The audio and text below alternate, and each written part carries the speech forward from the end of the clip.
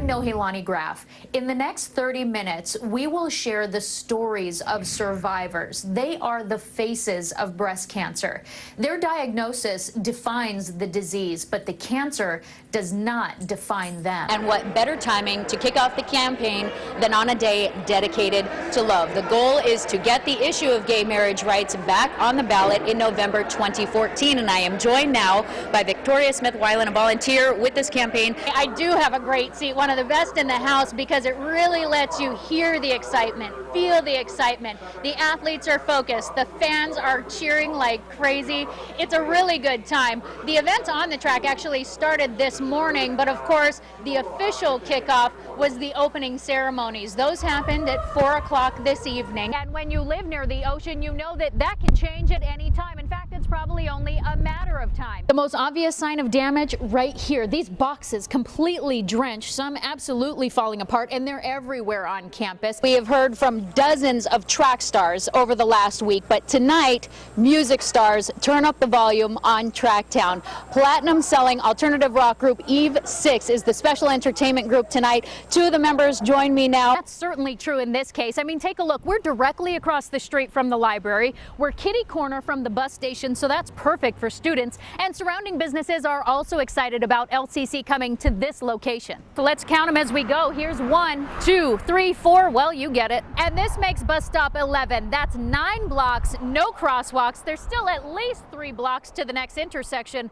That's a problem, but ODOT says they'll fix it. They spent about the last year getting the stadium in top shape, and now it's showtime for PK Park. You know, any athlete will tell you that the warm-up is just as important as the game itself, and it's no different for the staff here. They've spent the afternoon going through the final run-through so that they can answer fans' questions. They're getting cooking in the concession stands and also laying out any gear that Duck fans need to get fired up for the big game. The tents are also up in case it rains, everything ready to go to make sure that PK Park is a hit with fans. And speaking of fans, coming up new at 5:30, we'll talk to some fans about what they think about the changes that have happened here at PK Park compared to last season. We'll hear from them new at 5:30. For now, I'm Nohelani Graf at PK Park. Now back to you. 12 of them have 1 million users. eHarmony and Match.com each have 20 million subscribers. So how do you choose?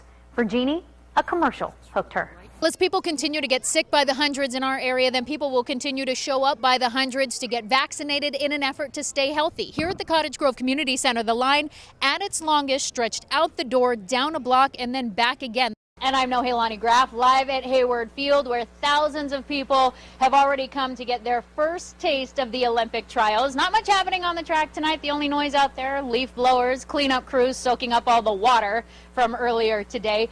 But hours ago, it was anything but quiet out here. The athletes put on a show that gave the fans something to cheer about. Gold medalist Bruce Jenner was also here, and he's in town with his sons Brandon and Brody, and they caused a lot of excitement today at the Inn at the Fifth in Eugene. They actually brought their own camera crew. E is filming them as part of their reality TV show, Keeping Up with the Kardashians. News Source 16's Angela Brower caught up with Bruce earlier today and talked to him about his return to Tracktown. You know, a lot of effort has gone into making this a memorable experience for the fans as well. And one place that you can get in where you don't need a ticket is the Fan Festival. It's totally free, and it's right next to Hayward Field. Right at the starting block, you'll find all kinds of games like balancing beams, hurdles, even video games. Two at the trials starts pretty early. The Fan Festival opens at 8 o'clock. You can catch a free shuttle from Autzen Stadium, South Eugene High School. Those start running about an hour before, and then the track and field events kick off at 9. Ryan, everybody's got to get down there. It's so fun, and we've talked about this earlier today. I think one of the coolest things about being down here is when you hear on the loudspeakers when they say, the second fastest woman in the world is on the track, or the highest jumper in the world. I mean, it really, when you think about it, it's amazing to be here.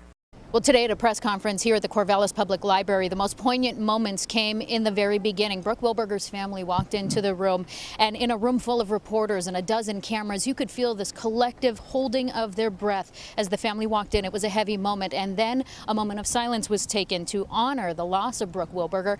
And Cammie Wilberger, Brooke's mother, took to the stand and offered a few remarks, thanking everyone involved in this 5.5-year search effort, thanking Joel Courtney, even her daughter's killer, for finally finally revealing the location of her daughter's remains, and then finally expressing her gratitude for having closure. She held her composure, but you could feel the emotion in her voice. And then Benton County District Attorney John Haroldson took to the stand and offered details about this case that the public has not yet heard. We learned that Joel Courtney on May 24, 2004, spotted Brooke Wilberger in a parking lot where she had been working. He used a van to block her so that no one could see her. He then used a FedEx envelope and made like he was making a delivery to trick Brooke Wilberger. He kidnapped her at knife point, drove a short distance away to a wooded area in the Cascade Range in Benton County, and over 24 hours, District Attorney John Haroldson says that Brooke Wilberger was bound with duct tape. She was raped, and in the end, she was bludgeoned to death. He says that Joel Courtney gave very specific directions on how to find her body finally after making a plea agreement to spend life in prison and avoid the death penalty.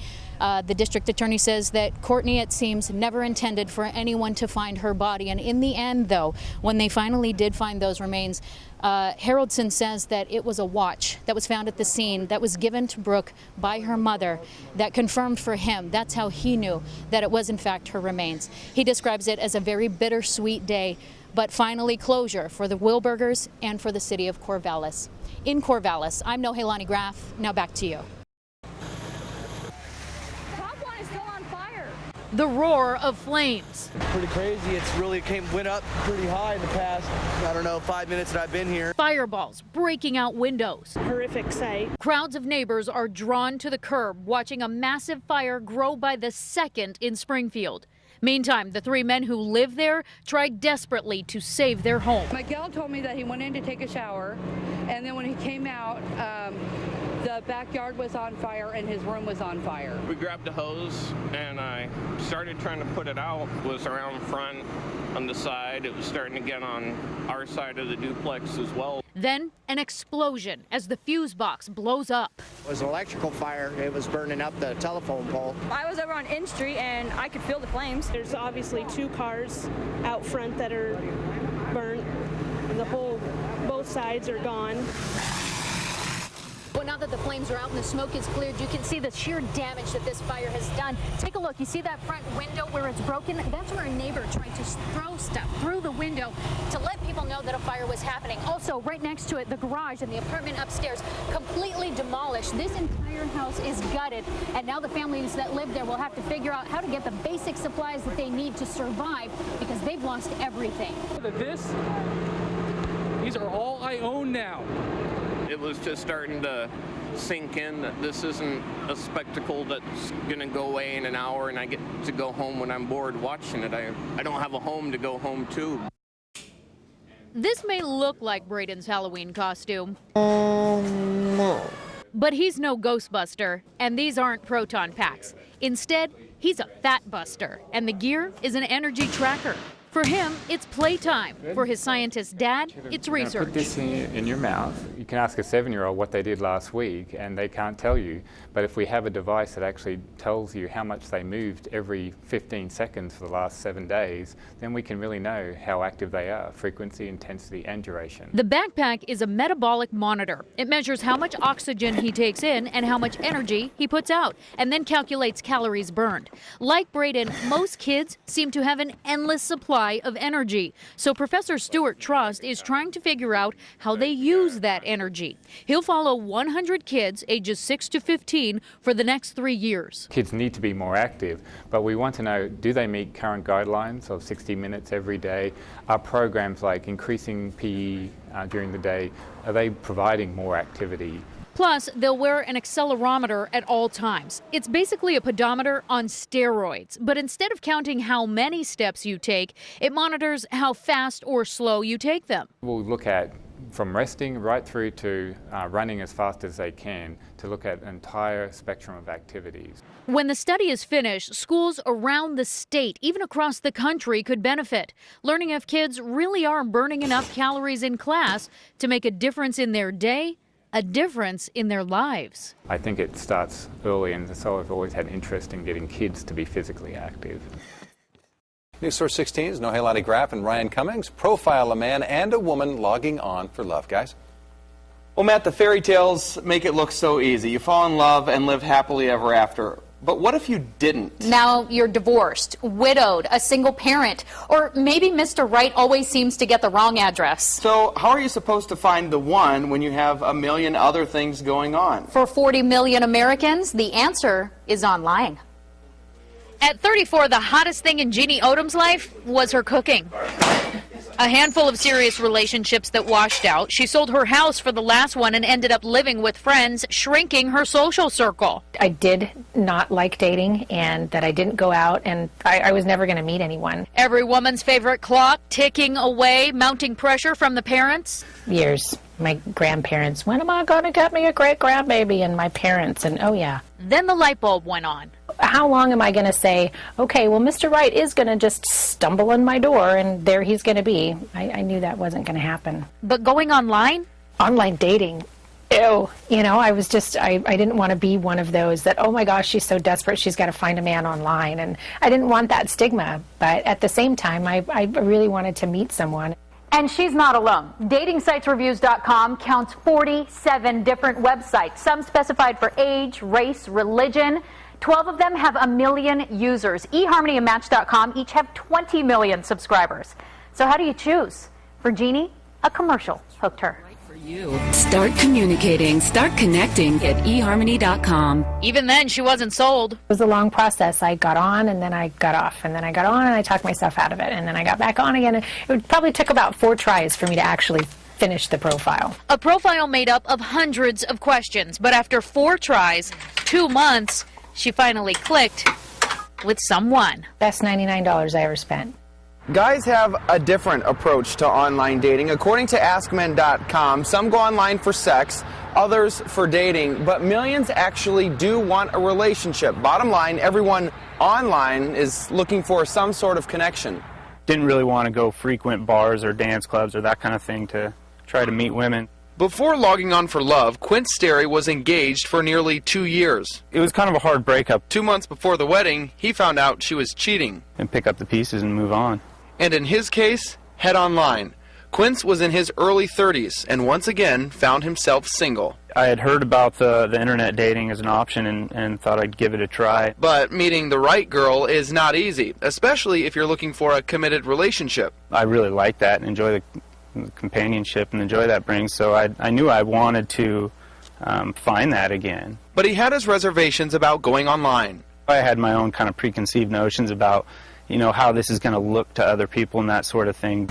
But he moved his mouse anyway and logged on to Match.com. Met a few girls, had a few dates from that. And some were, let's just say, a little more memorable. She had a picture up there which represented herself, but it was clearly a high school picture from about 15 years previous. After 6 months on Match.com with no real success, he decided to head to another site. See who's truly right for you. eHarmony. Imagine spending your time actually meeting the people who share what's most important to you. We're hoping to be matched with the perfect mate. You know, I guess it's to your benefit to be as honest as you can on that, and that way it matches you up with people that are like-minded. Like Jeannie Odom. Quince was the first one I talked to on the phone and the only one that I went on a date with. Jeannie was definitely the first person that I actually got to meet face-to-face. He said, you choose the place and I'll meet you there. Our first date was at the Lucky Noodle. The Lucky Noodle. Just the picture from his profile was all I had. And he looked totally different. His hair was longer and everything. I recognized her instantly when she came in. And I looked across the restaurant and I pointed at him and he pointed at me. I was like, oh. We had a good dinner and decided we wanted to see each other again. And second date turned into a third, and here we are. The rest is history. Fast forward 5 years, Jeannie and Quince are a happily married couple. The love gets stronger every day, and I do. I feel like I've known him for forever. Oh, what a precious. And the proud new parents of 3-month-old Cade. You just held up the pregnancy test thing, and it was a good, happy moment. Oh my gosh, is it really happening? A modern-day match. You met at the park? How strange. But I think it's becoming so much more and more common that you don't get that reaction that you used to get when you hear that somebody met online. So these days, I think it's a lot more standard. Now the poster couple for what could happen if you log on for love. I've got nothing to lose and everything to gain. It's never too late to start your life. I want to thank Jeannie and Quince for sharing their story with us. Now, to make it work for you, keep this in mind. According to economists at MIT, profiles with photos get twice as many responses. And women have 15 minutes to make a first impression. Men, you've got about an hour before she decides if you're going to be going on a second date. Matt?